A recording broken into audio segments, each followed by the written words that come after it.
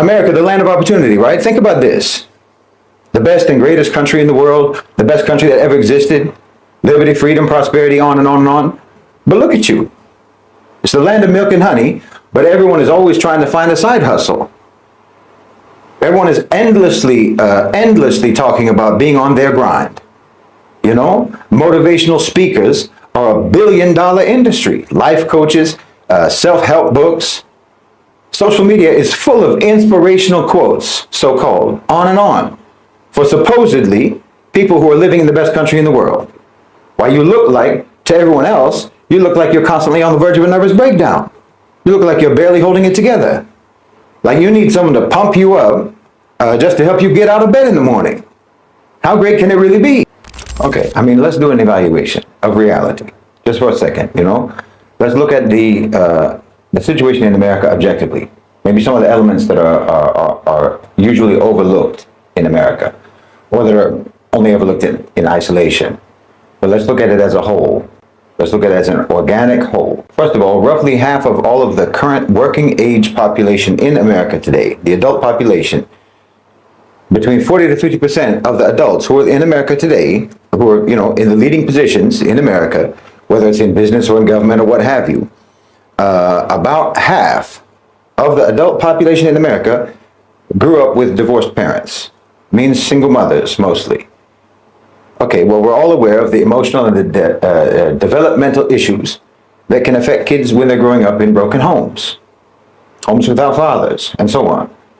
There is trauma from that, no doubt. No matter how great that mother is, no matter how great that father may be, a child without two parents who are actively involved in bringing that child up, that child has a much harder time than a child who has both parents. That's a statistical fact.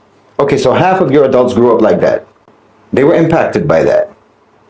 Then if you look at the statistics of abuse and neglect that was reported throughout the 1980s and 1990s, somewhere between 25% and 40% of all American adults today suffered abuse while they were growing up. Physical abuse, sexual abuse, neglect, emotional neglect, and so on. Do you understand? So you have that trauma as well in your adult population, and all of the associated psychological aftermath of that they're dealing with, that they're coping with. At least 10% of American adults today grew up in poverty and economic hardship when they were children. And now in adulthood, 25% of adult American women have been victims of rape or attempted rape. And half of all American women have experienced some form of sexual violence. A quarter of all men, American men, have suffered some form of sexual violence in the United States. If you look at the other crime statistics of the past, say 4 decades, then that would leave you with 20% of all Americans who know someone who's been murdered. It's a brutal society. The people have grown up with severe and abnormal conditions in that country, all of which are deteriorative to their mental health.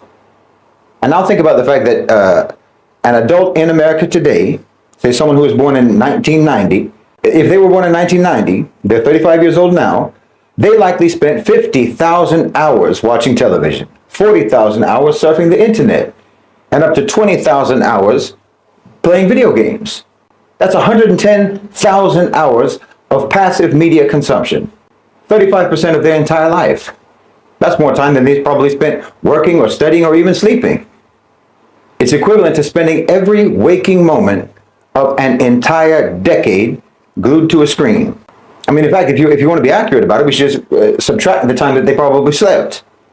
You know, only count their waking hours. In that case, the average 35-year-old American has literally spent more than half of their life watching television, surfing the internet, or playing video games. Passive consumption of media, roughly 55% of their lives. I mean, no wonder whenever anything even mildly interesting happens in their life, they'll say, wow, it was just like a movie, without fail, you know? Because media is literally their frame of reference. Media, popular media, not actual experience. Now combine that with the real trauma issues that they have from growing up and from the violence and the insecurity of their society where they live. They're not processing any of that. They're not processing anything that they've been through. Instead, there's just escapism, avoidance, isolation, desensitization, you know? and this, escape into false versions of reality, simplified versions of reality, and so on. The Instagram world, the virtual universe of the internet becomes their unnatural, natural habitat.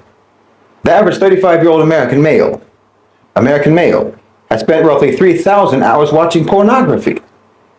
That's equivalent to about 5 months of continuous non-stop viewing. Okay, obviously all of this combined has devastating cognitive impact. Attention spans evaporate. There's a sort of a constant state of partial attention where people are continuously distracted. They're kind of paying attention and kind of not. It erodes their critical thinking skills, their problem-solving skills. It deteriorates both their working memory and their long-term memory. It erodes their emotional regulation. It causes anxiety. It causes depression. It causes volatility. It impairs their social skills, their communication skills, their empathy, their ability to even interact with people face-to-face properly. It programs you with a kind of behavioral addiction, low impulse control, on and on. Not to mention information overload, where you're accessing far more information than you could ever process. And all this just ends up making your whole perspective of the world an incoherent jumble of random bits of data, random theories and opinions, and so on. And again, remember, all of this cognitive damage is being inflicted on people who most likely are already carrying real-life trauma that has never been dealt with from their childhood and from growing up. And okay, if you can afford it, you can go to therapy. Everybody's going to a therapist, right? Well, over 60% of therapists themselves report that they themselves have psychological and emotional disorders. Because of course they do. They come from the same society. They try to rationalize that by calling themselves wounded healers. But very often they wound more than they heal. Because there's a very significant number of therapy patients who report abuse of one form or another from their therapists. I mean, ideally you'd be able to talk to your family. That's what normal people would do. But we've already said that a lot of them, at least 40-50% of them, come from broken homes. And about 30% of all American adults report that they are estranged from their families, from their parents, or from their siblings. The average close friendship in America doesn't last more than 5 years. Forget about romantic relationships, dating relationships, that barely makes it to 2 years. Usually it's only a few months. Even most marriages don't last a decade in the United States. You're people who are adrift. It's a society that's adrift. There's no anchor, there's no port, there's no dock, there's no rudder, there's no map, and there's no destination. That's your society. I mean, look, America, the land of opportunity, right? Think about this. The best and greatest country in the world, the best country that ever existed, liberty, freedom, prosperity, on and on and on. But look at you. It's the land of milk and honey, but everyone is always trying to find a side hustle. Everyone is endlessly talking about being on their grind. Motivational speakers are $1 billion industry. Life coaches, self-help books. Social media is full of inspirational quotes, so-called, on and on, for supposedly people who are living in the best country in the world. While you look like, to everyone else, you look like you're constantly on the verge of a nervous breakdown. You look like you're barely holding it together. Like you need someone to pump you up just to help you get out of bed in the morning. How great can it really be? You flood social media with that stuff. All that you can do it, the you can do it affirmations, all the you will survive this posts. You're beautiful, you're important, you're special, you're a champion. All of that. You flood social media with that. You flood social media with those things. And everyone in the world sees it. You understand? Everyone in the world sees that. And it looks to them like America is staring in the bathroom mirror trying to pull themselves together to face the day. That's what it looks like. You see what I mean? It looks very sad to people outside. People in countries that don't proclaim to be the greatest and most wonderful nation on earth, well, they don't have to hype themselves up just to do normal things. They don't have to hype themselves up just to function in the world. People in Africa, Asia, the Middle East, Latin America, so-called, they don't need motivational speakers. They don't need life coaches. They don't need inspirational Instagram quotes just to be able to stop crying in the office parking lot and go to work. Honestly, it always looks like it's a toss-up with you whether you're going to post an inspirational, motivational quote on social media or jump off the roof. You know, to the rest of the world, your society looks like a wreck, looks like an emotional wreck. But you see, that's because the rest of the world did not spend a third of their life glued to a screen. The average person in the global south has spent a fraction of the time that Americans have spent consuming media. They also have better relationships with their families. They have better friendships. They have better support networks. You know, they have better ways of coping with trauma. They have better ways of coping with difficulty and so on. Even though they're not fortunate enough to live in the best country in the world, you know. Bolivia's bathroom isn't framed with, you know, sticky notes telling it what a winner it is and how it's going to crush it today. Indonesia isn't driving to work listening to Tony Robbins on their headphones. Do you know the awkward, embarrassed silence you would get in Mauritania if you tried to give a confidence-boosting pep talk to a bunch of students? I mean, the only people in the global south, the only people in the Muslim world that this would resonate with at all are the people in those countries who are westernized. Isn't that funny? The more westernized you become, the more Americanized you become, the more you need constant affirmations and constant confidence boosting. Because westernization is alienation from normal human approaches to life, even for Westerners. And see, I'm saying all of this to say, this is why I say that all they do is lie. All they can do is lie, without even meaning to lie. They can't be truthful because they are estranged from the truth. They're estranged from reality. They're estranged from the real world. Their cognitive health is damaged. Their cognitive functions, you know, their thinking skills, their concept of reality. And there's always this smoldering, simmering, mental, psychological, and emotional illness that they're constantly trying to suppress and deny. They're barely holding themselves together, wallahi. Like I said, you flood social media with all your insecurity. You flood social media with all your inadequacy, your low self-esteem continuously.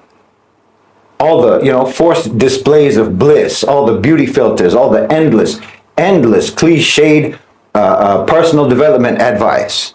Everyone knows that you're not trying to inspire anyone but yourself. Because your life is so vacuous, your life is so purposeless, your life is so mundane compared to the fake version of life that you spent 100,000 hours absorbing since childhood. And you can't bear to compare the reality of your life with that false version of reality. So you barely are able to even walk out the door without medicating yourself in the morning. Medicating yourself either with alcohol or narcotics or prescription drugs. Or medicating yourself with social media likes for some vapid quote about living your best life. I mean, think about it. Your society came up with this thing. You tell people, fake it until you make it. Fake it. Fake being capable. Fake being qualified. Fake being successful. Fake being happy. You know, fake being beautiful with your beauty filters. Fake being fit. Fake being healthy. Fake being motivated. Fake being strong. Fake being wise. Fake being smart. Fake being informed. This is what you teach your people. This is what you teach your society. Why? Is it because you used to teach them that if you work hard, you can make it, and everyone found out that that was a lie? So now you tell them that the key to success is to be fake? What kind of culture is this? And again, understand that you're broadcasting this pathology all across the internet to the whole world. The whole world sees it. And now everyone knows that you're faking. Everyone knows that you're frauds. See, I'm telling you, it's impossible to get anything even like the truth from these people, because they themselves are cut off from the truth. It's not their fault. It's not necessarily because they are deliberately lying. They're deliberately dishonest. No, but they are no more capable of telling the truth than I'm capable of speaking Swahili. They can't make any sense even if they want to. The society has paralyzed them. They've been victimized. They've been traumatized. And then they were propagandized. They've been militarized, desensitized, dehumanized, and monetized. And yes, they've been neutralized, and that's a whole lot of lies. You know? So if you're American, I mean, if you're Western generally, but especially if you're American, if you were raised in America, and you went through that 110,000 hours of programming, then you have to understand that in order for you to even start learning about reality, if to even start learning, you have to understand you're not even starting at zero. You're in a hole. You're at less than zero. Because it isn't just that you're ignorant about the world, you have been miseducated about the world. So you have to actually unlearn all of that miseducation. You know, all of those tens of thousands of hours of programming, hundreds of thousands, in fact, because that includes not just your media consumption, but it also includes your schooling, your so-called education too. So you have to unlearn all of that indoctrination. You have to unlearn all of that programming just to get you out of that hole, just to get you up to zero. You understand? So that then maybe you can actually start to learn about the world that you live in. You have to get to zero first. But not only have they got you in a hole, they've got you to where you don't even know how to climb out of the hole. You don't even have those skills, the climbing skills, because they taught you the most dysfunctional approach to knowledge and the most dysfunctional approach to the processing of information imaginable. You know? It's an approach that basically prevents any sort of understanding. And I think it's calculated. See, this is where you have to understand that there's layers of gaslighting that they do. The complexity of their tactics to mislead you. It's not that straightforward. It's not just that, you know, the gaslighting for them isn't just that they want to make you believe that you're not seeing what you think you're seeing. You know, it's not just trying to tell you that something is other than what it is, and what you can tell it is what you see it is. That's amateur level, you know, telling you it's day when it's actually night. No, they go deeper than that. They'll actually have you doubting your own reasoning. They'll make you doubt not only what you're seeing, but they'll make you doubt the whole mental process that takes place in your mind that explains to you what you're seeing. They're throwing a monkey wrench in the whole machinery of your common sense. Like if it's night, okay? If it's night and they tell you that it's day, then they'll tell you, well, the sun is actually there. It didn't go away. Technically, the sun's light is still shining on the earth after all. So what does night really even mean, actually? You know? Night means the absence of the sun, right? And the sun is never actually absent. So really, there's no such thing as night, actually. If you think about it, you see what I mean? This is what they do. This is how they play with words. This is how they manipulate and how they abuse normal logical sense, just so that they can make everything nonsensical. Because when everything is nonsense, then nothing means anything. There is no right or wrong. Nothing has a definition. Nothing has any meaning. Everything is arbitrary. Everything is subjective. Everything is meaningless. And that's how they want it. That's how they want you to operate in the world. I'm telling you, it's intellectual sadism. They're torturing your mind. And they've done it to you your whole life. And then at the end of that, even intelligence and even sense don't have any meaning or value. Which means that anyone and everyone's opinion has equal validity and equal value, which is the same thing as devaluing knowledge, devaluing truth. Please understand me. And that's free speech, so-called. You know, free speech, the way they do it, is just a way to completely drown out reasonable, intelligent, informed, and knowledgeable voices. That's why they support free speech, because the truth is, if you want to learn, the only way to learn is to listen. Is to shut your own mouth and listen. There's no other way to do it. Nobody learns by talking. Your own voice never taught you anything. You know, they say talk is cheap. Well, in America, it's free, and they made it free for a reason. And the reason is because they want the noise. They want the noise. They've worked it out so that you can actually censor people even more effectively by letting everyone talk. Now they don't have to silence anyone anymore. They don't have to silence anyone. All you have to do is increase the volume on everyone so that then the voices that you should be listening to can't be heard. Oh, it's brilliant. It's as brilliant as it is diabolical. Now that's the way they can make sure that you never get out of the hole. You see how it works? So my message first is for the Muslims, for our ummah, and for the people in the global south more broadly. The decolonization of your intellect requires that you recognize that non-Muslim Westerners, that Americans, are literally incapable of telling the truth. Even if they want to, they can't do it.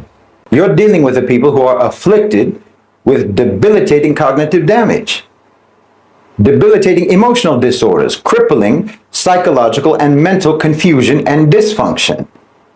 They'll treat a yes or no question like it's a multiple choice. They'll treat it like it's an essay question. No, you need to push all of that aside. You need to push all of that off the table. You need to hit the mute button on all of that. And as for Westerners, as for Americans, I'm telling you that you need to recognize what your society has done to you. You need to recognize that no society that cares about you would ever do that to you.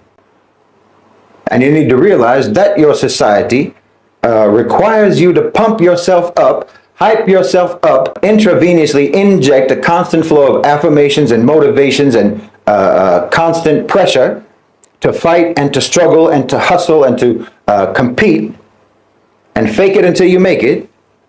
Well, that's not a society that wants you to succeed.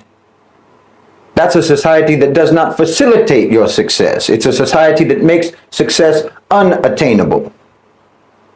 And then they try to make you feel like it's your fault that you're not a billionaire. They want you to feel like it's your fault and that you're a failure because their system is rigged. They want you to think that it's all your fault that 10% of that population controls 70% of the wealth. And make you think it's your fault that you didn't try hard enough to get into that 10%, as if the 90% of the population are the blameworthy ones, and not the inhumanly greedy 10%. And you need to realize that your society has wronged you. They've wronged you very badly. You need to realize that you're not safe, you're not healthy, you're not informed, and you're not happy. And they have deprived you of even the ability to ever become any of those things. All you can do, all you are allowed to do, and all that is actually required of you to do is to fake it. No matter how bad it is, no matter how bad it gets, you're expected to just slap on a big white tooth smiling filter and pretend. They want you to perform America. That's your obligation. Forget about your own happiness. You have to perform America for the world. Never mind that that whole audience is mortified by this performance, and they've already left the building. So guys, that is Shahib Bolton, and for many people that love to interact with educative content and this type of content, you must have had an encounter or two with him. I remember I have even done a video on him before. And you enjoyed it. You had a lot to say, and the comment section was blowing up. And yeah, that is Shahib Bolton for you. This guy, he's I don't quite think I can call him an activist, but he speaks the truth for the people of America, and he does not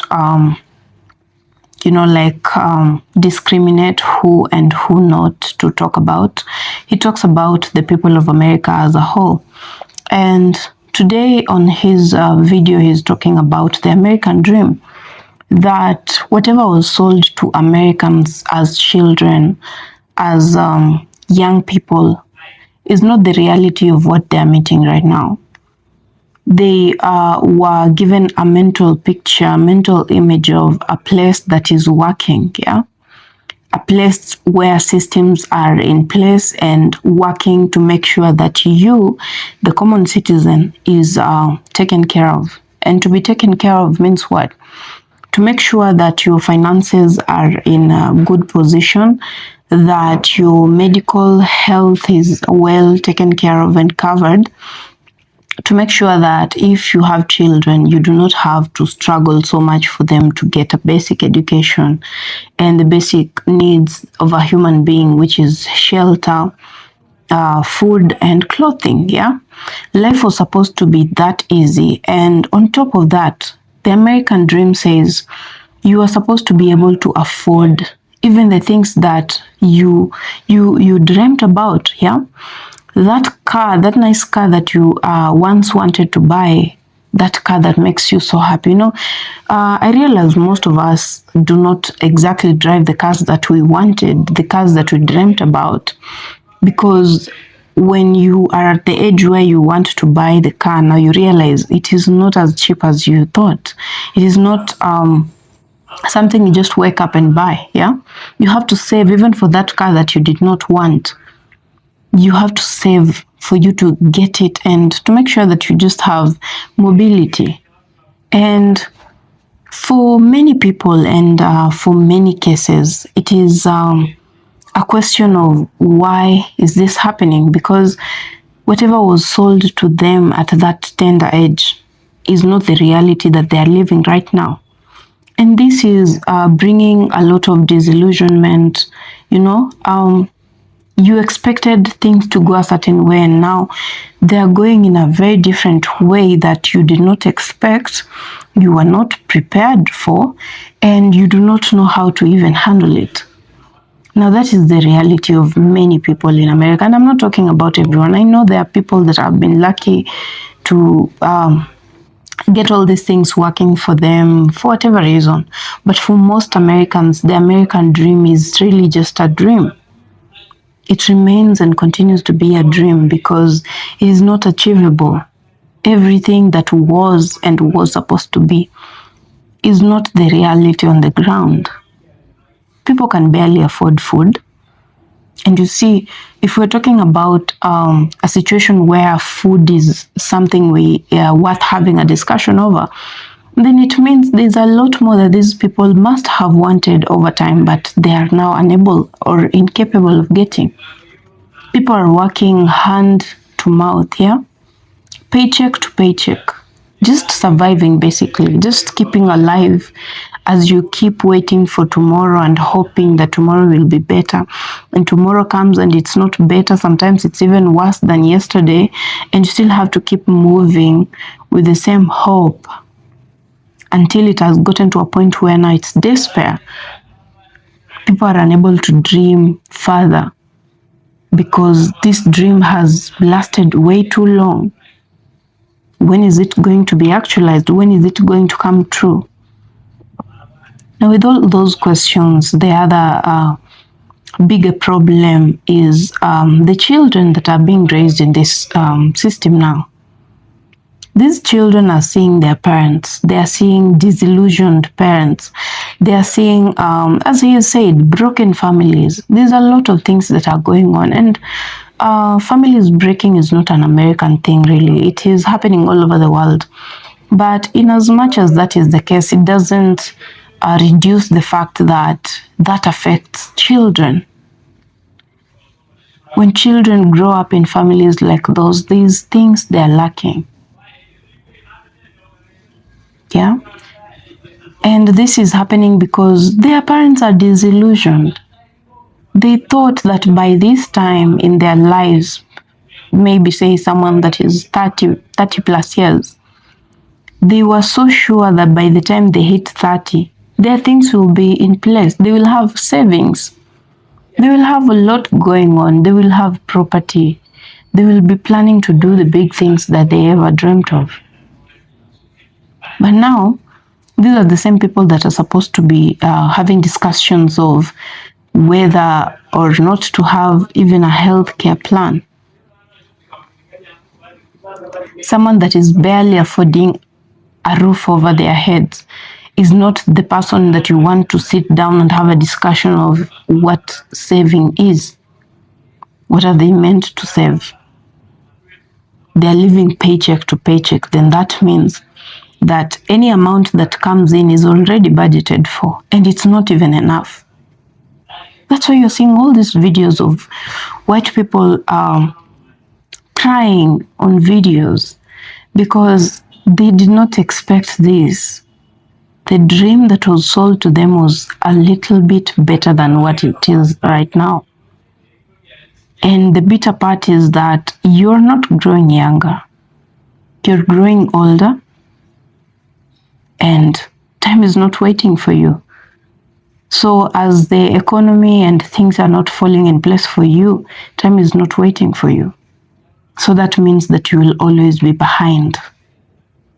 Maybe not behind others, but you're behind because everyone knows their abilities. Everyone knows what they were capable of doing in this life. But once that is not realized, then it becomes a situation where they are unsure of whether to even keep trying, you know? And now you just do things for the sake of doing it. You just go to work, not that you enjoy your work. Because part of enjoying your work is getting a good pay for it. And for Black people, part of it is not being worried about being laid off anytime before you even do anything. Yeah. So people that are living in a situation like that are not the kind of people you want to blame for anything. You just, I mean, sometimes, when I speak about something like this, I speak about it from a point of also experience. These are the same things that are happening in Africa sometimes, and I think probably worse than it is in America. Because here you are told to just go to school, just make sure that you take your children to school. And you, when you get to school, make sure that you work so hard. Make sure that you work so hard, get good grades, go to university, finish your course, get a career, get a lot of money, live your dream life. That's not what is happening on the ground. The reality is different and shocking. And many people have just lost hope, yeah. Many people are just barely surviving. You can see it. You can just see it. You don't even have to ask. These are not the kind of people that you want to blame for anything. This is the reason, is because the system has failed them. The system has failed the people of America. They did what they were supposed to do. Go to school, get a good grade, get a job, live a happy life. That's not it. They did what they were supposed to do, and then the government failed on their part of making sure that the system is working and workable for them to be absorbed fully and for them to be paid decently to afford the kind of life that they dreamt about, that they were sold. Yeah, so for such people, and which makes the larger percentage of the population, sometimes it's just important to just thank God that you're even alive, because there are many that haven't made it this far still, even with all these things. So being alive and just keeping alive, and the fact that you can eat, you have a roof over your head, and you have children, probably you have a family, you are helping one or two people to afford anything, whatever it is, that's still an achievement. It's still okay. And we live and pray for a better tomorrow. So guys, that's all that I have for this video. I hope that you enjoyed watching Shahib Bolton, and I pray that you learned something from that. I also hope that you're keeping safe, and watching out for your friends, family. So guys, share the video, like it, comment, and subscribe to my channel if you haven't already. So I'll see you on my next video. Bye for now.